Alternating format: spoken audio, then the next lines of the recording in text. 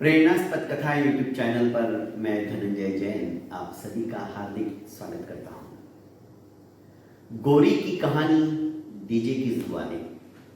दोस्तों, प्रेरणास्पद कथा YouTube channel को ज़्यादा से ज़्यादा लोग अब देखने लगे हैं और किसी न किसी को प्रेरणा मिले ये सोचकर अपनी आप बीती कहानी मुझे सुनाते हैं और मैं आप तक पहुंचाता हूं अपनी भाषा में, अपने अंदाज में। गौरी मैडम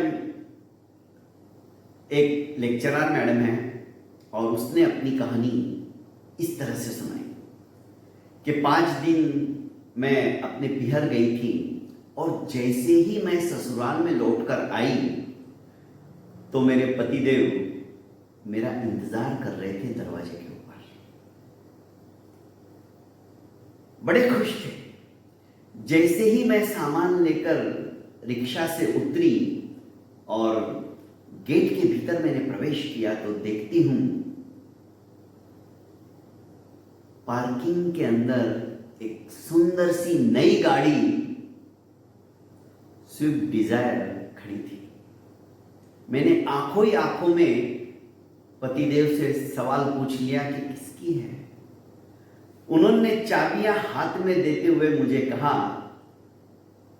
कि लेक्चरर साहिबा, कल से आप स्कूटी पे नहीं इस गाड़ी में जाया करोगी। मेरी आंखें फटी की फटी रह गई। गौरी कहते कहते इतनी भावुक हो गई कि कहानी सुनाते सुनाते भी वो रो पड़ी। तो मैं अंदाजा लगाने लगा कि उस समय उसकी क्या हालत हुई होगी कि सर, मेरे पास शब्द नहीं थे, मैं इतनी खुश थी।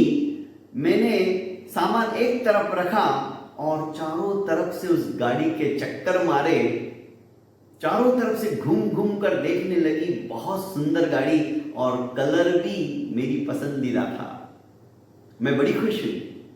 पर जैसे ही मेरी नजर पार्किंग में ही जहां मेरी स्कूटी हमेशा खड़ी रहती थी वहां गई तो मुझे मेरी स्कूटी नहीं दिखाई दी। मैंने पतिदेव से पूछा कि स्कूटी कहां है। उन्होंने कहा वो तो मैंने भंगार वाले को बेच दी।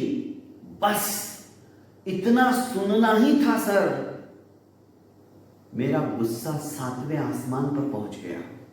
तुमने उसे भंगार में बेच दिया? अरे वो मेरी धड़कन थी, मेरी सांसें उसमें बसती थी। तुमने मुझे बिना पूछे ऐसा कैसे कर दिया? मेरी चिल्लाने की आवाज सुनकर मेरी सासू माँ भी किचन से बाहर आ गई और माजरा समझते हुए वो फटाक से मेरे पास आई और मेरे सर पे हाथ रखकर बोलने लगी, बेटा चुप हो जा, शांत हो जा। मैंने इसे कहा था कि उसे बिना पूछे उसकी गाड़ी को बेच मत, पर यह अब तहसीलदार बन गया है, बड़ा हो गया है, कौन सुने मां की।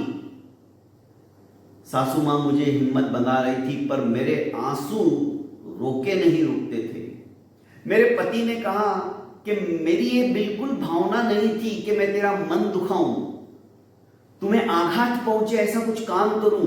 मैंने सोचा वो पड़ी खराब हो रही है, कई बार उसे रिपेयरिंग कर चुके हैं, क्यों नहीं अब नई गाड़ी आ गई तो उस जगह भी रुकेगी पार्किंग में, तो उसे बेच दो। इसलिए मैंने बेचा। मेरी कतई इच्छा नहीं थी कि तुम्हारे आंखों में मैं आंसू देखूं, मैं तो खुशी देखना चाहता था, इसीलिए मैंने गाड़ी खरीदी। मैंने कहा वो मेरी औकात थी और मैं झल्लाती हुई अपने रूम में चली गई। मेरी सासू मां ने कहा, खड़े खड़े क्या देख रहा है, जाके वो स्कूटी वापस लेके आ। और मेरे पतिदेव स्कूटी लेने चल दिए। सिर्फ 7,000 रुपए में उन्होंने मेरी वो स्कूटी बेच दी थी। पर उनका भी कहना सही था, पार्किंग में इतनी जगह ही कहां थी जो स्कूटी खड़ी रह सके। पर वो मेरे जज्बातों को, मेरी भावनाओं को समझने के लिए तैयार नहीं थे। उन्होंने समझा भी नहीं, जबकि उन्होंने 1-2 बार पहले मुझे कहा था कि अब तू नई गाड़ी खरीद ले, ये स्कूटी बेच दे। पर मैंने कहा नहीं, कोई आवश्यकता नहीं है, मेरे लिए यही गाड़ी सही है। मैंने उस समय भी उनको ऐसा कहा था। मुझे कह देना चाहिए था, पर मैंने आज तक ये बात नहीं कही सर, क्योंकि उस स्कूटी के अंदर मेरी आत्मा बसती थी।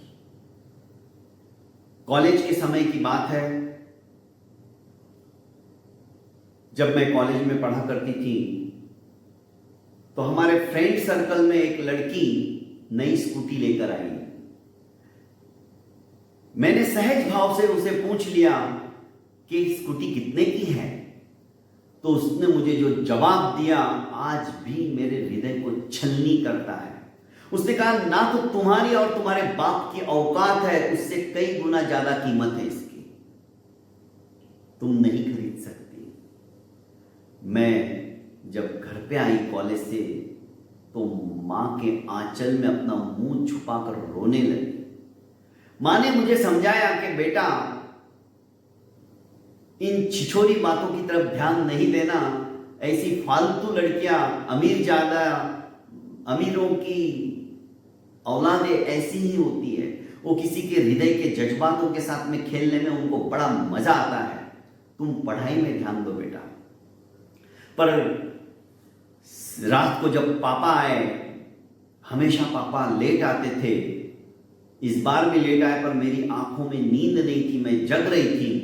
पापा को आते ही मैं पापा से लिपट गई और पापा से प्रश्न पूछ लिया, क्या पापा हम इतने गरीब हैं जो हम स्कूटी भी नहीं खरीद सकते? उस समय मेरे पापा ने तो मुझे कुछ नहीं कहा, बस इतना ही कहा, बेटा सो जा, सपने देखना अच्छी बात है और देखने ही चाहिए, तभी तो पूरे होते हैं। मेरी परियों की रानी तू सो जा। और मुझे सांत्वना देते हुए उन्होंने सुला दिया। पर दूसरे ही दिन जब वे वापस दोपहर को आ गए, क्योंकि मैं कॉलेज नहीं गई थी, मेरा मन ही नहीं था कॉलेज जाने का, अपने साथ नई स्कूटी लेकर आए। मैं तो लिपट गई आम्रबेल की तरह।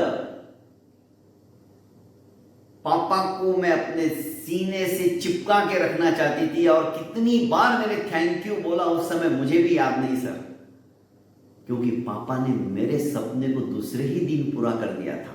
मैंने ये भी जानने की कोशिश नहीं की कि पापा ने ये स्कूटी लाई कहां से आए इतने पैसे, क्या किया इन्होंने। मुझे तो बस स्कूटी मिल गई, मानो भगवान मिल गए। साइकिल तो मुझे आती थी, 3 दिन के अंदर अंदर मैंने स्कूटी भी सीख ली, और 5वें दिन मैं कॉलेज गई। मैं इस तरह से कॉलेज गई जैसे मानो सूरज अपने रथ के अंदर बैठकर घोड़ों की सवारी कर रहा है, अश्व खींच रहे हैं उस रथ को, और सूरज देदीप्यमान होता हुआ अपने आलोक से आलोकित कर रहा है। मेरे पैर जमीन पे नहीं टिक रहे थे सर, और मैं कॉलेज में पहुंची तो सभी के सभी देखते रह गए, क्योंकि ये मेरी औकात थी। मैंने दिखा दिया हम किसी से कम नहीं हैं। तब से लेकर अब तक मैं इस स्कूटी को बेचने का तो सपने में भी नहीं सोच सकती थी, और मेरे महाशय प्रतिदेव ने मुझे बिना पूछे ही बेच दिया, तो स्वाभाविक है सर गुस्सा आना। तो थोड़े ही समय बाद जब तहसीलदार साहब स्कूटी के ऊपर बैठते हुए आ रहे थे, बिल्कुल बुद्धू लग रहे थे, पर उनके दिलो दिमाग में वो खुशी भी थी, क्योंकि आज तक उन्होंने मेरी आंखों में आंसू नहीं देखे थे। हमारे विवाह को 6 साल हो गए थे। पहली बार मेरी आंखों में आंसू देखकर वे अपने आप को रोक नहीं पाए, और मेरी भावनाओं की कद्र करते हुए उस भंगार वाले के पास पहुंच गए और उसे कहा, भैया तूने 7,000 दिए ना, ये 8,000 ले, पर ये स्कूटी मुझे वापस दे दे। और वो स्कूटी वापस लेके आ गए। कहने का अभिप्राय है दोस्तों इस कहानी के पीछे मेरा, कि परिवार के प्रत्येक सदस्य की भावनाओं को यदि हम समझने लग जाए और उसके अनुसार हम आचरण करने लग जाए, तो हमारा घर साक्षात स्वर्ग जैसा हो जाता है। बहुत बहुत धन्यवाद दोस्तों। ऐसी ही छोटी छोटी कहानियां जो कि प्रेरक हो, हमारे हृदय को स्पर्श करने वाली हो, आपकी भी आप बीती हो सकती है, आप मुझे सुनाइए। हर कहानी के नीचे मेरे दोनों नंबर होते हैं, आप बिना झिझक मुझे अपना समझकर फोन कीजिए। मुझे जरूर अच्छी लगेगी तो मैं अपनी भावना के साथ में, अंदाज में उस कहानी को अच्छा सा प्रारूप देकर, स्वरूप देकर जनता जनार्दन के समक्ष पहुंचाने का लक्ष्य रखूंगा। और आप इस चैनल को ज़्यादा से ज़्यादा लाइक कीजिए, सब्सक्राइब कीजिए और आगे से आगे फॉरवर्ड कीजिए। प्रणाम।